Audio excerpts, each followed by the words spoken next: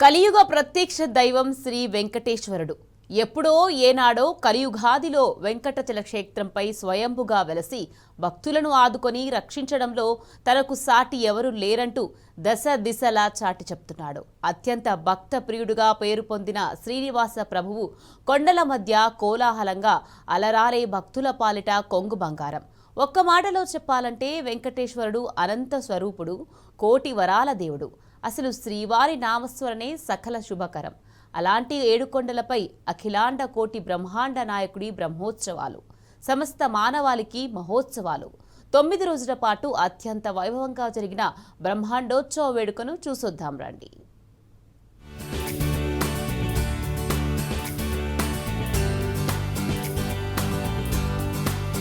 వెంకటాద్రి సమస్థానం బ్రహ్మాండే నాస్తికించన వెంకటేశ నమో దేవో నభూతో నభవిష్యతి అంటుంది పద్మపురాణం. వేదములే శిలలైన కొండపై శ్రీ వెంకటనాథునికి బ్రహ్మోత్సవాలు కన్నుల పండువగా జరుగుతున్నాయి. సప్తగిరుల్లో ఎన్నో ఉత్సవాలు రంగరంగ వైభవంగా, నిత్య కళ్యాణం పచ్చతోరణంగా జరుగుతూ ఉంటాయి. కలియుగ వైకుంఠంలో భక్తజన హృదయ కుసుమాలతో స్వామి అహర్నిశలు పూజలందుకుంటూనే ఉంటాడు. ఏటా ఆశ్వయుజ మాసంలో 9 రోజుల పాటు అత్యంత వైభవంగా జరిగే ఈ దినోత్సవాలు శ్రీవారి అవతార నక్షత్రమైన శ్రవణ నక్షత్రంలో ముగుస్తాయి.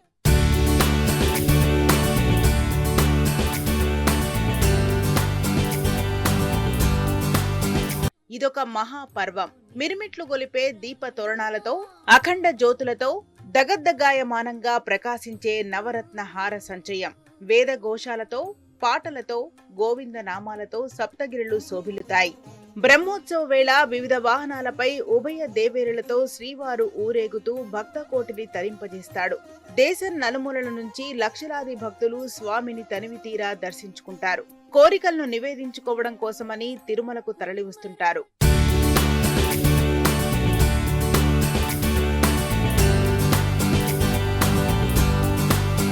తిరుమలలో శ్రీ వెంకటేశ్వర స్వామికి ఏటా 450కి పైగా ఉత్సవాలను నిర్వహిస్తుంటారు. వైఖానస ఆగమ విధిగా నిర్వహించే అన్ని ఉత్సవాలలో కంటే అత్యంత శ్రేష్టమైనవి, విశిష్టమైనవి, శోభాయమానమైనవి 9 రోజుల పాటు నిర్వహించే వార్షిక బ్రహ్మోత్సవాలు. శ్రీనివాస పరబ్రహ్మ కోరిక మేరకు ఈ బ్రహ్మోత్సవాలు శ్రీకారం చుట్టుకున్నాయి.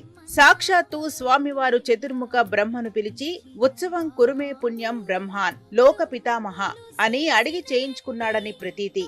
నాటి నుంచి బ్రహ్మోత్సవాలు నేటికి సంప్రదాయబద్ధంగా జరుగుతున్నాయి. భక్తి కోటిని అలరిస్తున్నాయి.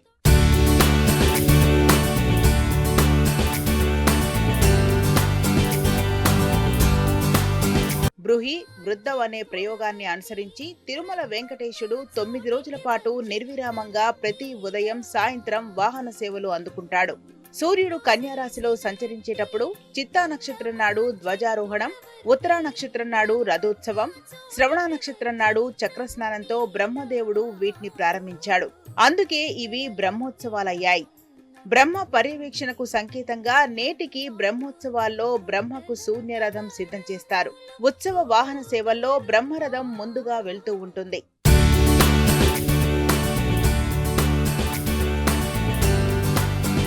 శ్రీవారి తొలి బ్రహ్మోత్సవ వాహన సేవను వరంగా పొందాడు ఆదిశేషుడు.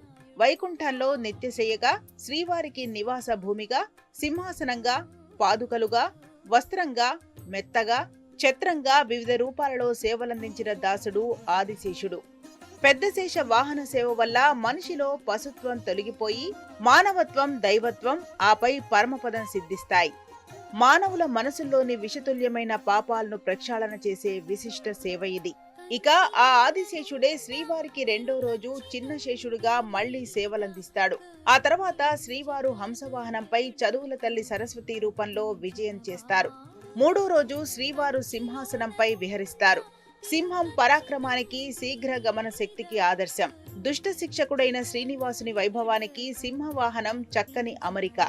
తన భక్తులకు ధర్మదీక్ష పట్ల అనురక్తిని, ప్రతాప స్ఫూర్తిని ఈ వాహన సేవా ఫలంగా శ్రీనివాసుడు కటాక్షిస్తాడు.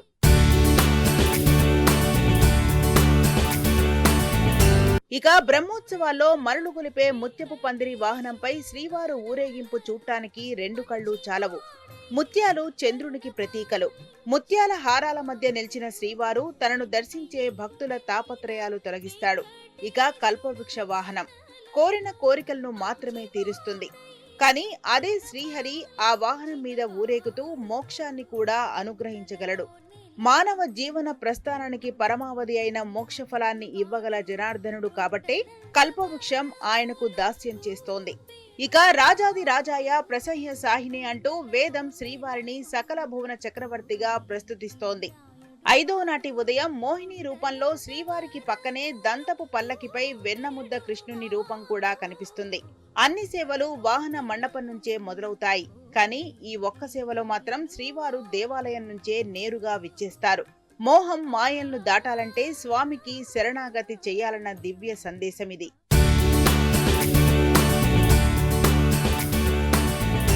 ఇక వాహన సేవల అన్నింటిలోనూ గరుడ సేవ అత్యంత విశిష్టమైనది. దాసుడిగా, సకుడిగా, విసనకర్రగా, అన్నిటికీ మించి నిత్య వాహనంగా గరుడు శ్రీవారికి సేవలను అందిస్తాడు. గోదాదేవి సమర్పించిన మాలను, సహస్రనామాలను, లక్ష్మీహారం వంటి మూలవరల ఆభరణాలతో స్వామి ఊరేగుతోంది ఈ గరుడ వాహనం. ఈ సేవ మానవులకు జ్ఞాన వైరాగ్యాలను, అభీష్ట సిద్ధిని కటాక్షిస్తుంది. ఇక 6వ రోజు ఉదయం బ్రహ్మోత్సవ రాయుడు వెంకటాద్రి రాముడై హనుమద్ వాహన సేవలో శోభిల్లుతాడు.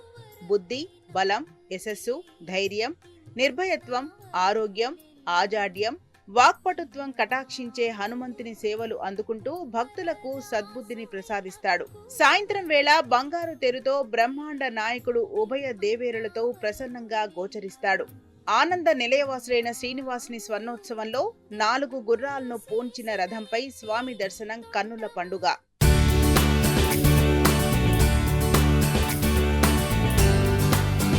గజవాహనం అంటేనే సకల శ్రేయోదాయకం. బ్రహ్మ ఈ వాహనాన్ని శ్రీవారికి చక్కగా సిద్ధపరుస్తాడు. ఇక సూర్యతేజం జీవులకు అభ్యుదయ కారకం. సూర్యుడు తన సప్తకిరణాలతో కూడిన ప్రభను 7 కొండల వానికి వాహనంగా అందిస్తాడు. సూర్య ప్రభలు విద్య, ఐశ్వర్యం, సంతానం, కవిత్వం, కాంతిని ప్రసాదిస్తాయి. సూర్యప్రభ వాహనంపై శ్రీవారి సేవలో పాల్గొంటే జీవుల శోకాలు తొలగి జ్ఞానబీజాలు వెలుగురేఖల్లా అంకురిస్తాయి. 7వ రోజు రాత్రి తెల్లని చంద్రప్రభ వాహనంపై విహరిస్తూ శ్రీవారు చల్లని చూపుల వెన్నెలతో లోకాన్ని అనుగ్రహిస్తారు. ఇక జన్మరాహిత్యాన్ని కటాక్షించి ఆత్మానాత్మ వివేకాన్ని ప్రసాదించేది రథోత్సవం. ఆత్మ శరీరమే రథం, బుద్ధి సారథి, మనసు పగ్గం, ఇంద్రియాలే గుర్రాలు, విషయాలే వీధులు. ఉపనిషత్తులు చేసే ఈ బోధ స్థూల శరీరం వేరని, సూక్ష్మ శరీరం వేరని, ఆత్మ దానికి భిన్నమనే జ్ఞానం కలిగిస్తుంది. 8వ రోజు ఉదయం ఎందరో భక్తులు తమ చేతులతో శ్రీవారి రథవాహనాన్ని ముందుకు నడిపించే భాగ్యాన్ని పొందుతారు. ఈ రథవాహన సేవ కలిదోషాలను పరిహరిస్తుంది, పటుత్వాన్ని కలిగిస్తోంది, నామ సంకీర్తనాదుల ద్వారా మానవులు తరిస్తారని ప్రబోధిస్తుంది.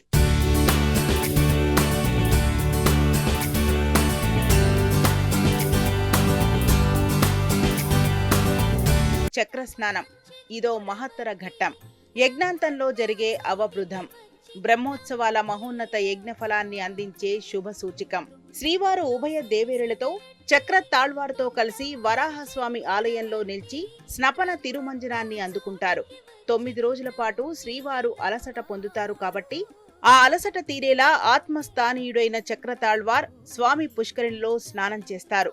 ఇక 10వ రోజు రాత్రి గరుడధ్వజ అవరోహణంతో బ్రహ్మోత్సవాలు పరిపూర్ణమవుతాయి.